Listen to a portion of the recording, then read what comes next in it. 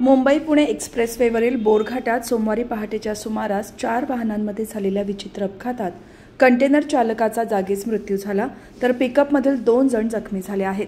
भरधाव वेगातील कंटेनरवरील नियंत्रण सुटल्याने हा अपघात झाल्याची प्राथमिक माहिती आहे. बोरघाटातील आडोशी येथील नवीन बोगद्याजवळ पहाटेच्या वेळी रियाज अहमद हा कंटेनर घेऊन मुंबईच्या दिशेने जात होता. याच दरम्यान चालकाचे कंटेनरवरील नियंत्रण सुटले आणि त्याने समोरील पिकअप वाहनाला जोरदार धडक दिली. या धडकेमुळे पिकअप वाहन त्याच्या पुढील ट्रकला धडकले, तर ट्रकने पुढे चालत असलेल्या टाटा पंच कारला धडक दिली. अशा प्रकारे एकामागोमाग एक 4 वाहनांचा हा भीषण अपघात झाला. या अपघातामध्ये कंटेनरला सर्वाधिक फटका बसला. अपघाताच्या तीव्रतेमुळे कंटेनरच्या केबिनमध्ये चालक रियाज अहमद अडकला आणि त्याचा जागीच मृत्यू झाला. दुसरीकडे पिकअप वाहनातील चालक आणि एक प्रवासी असे 2 जण जखमी झाले आहेत. त्यांना तातडीने बाहेर काढून उपचारासाठी रुग्णालयात दाखल करण्यात आले आहे. या विचित्र अपघातात 4ही वाहनांचे मोठे नुकसान झाले आहे.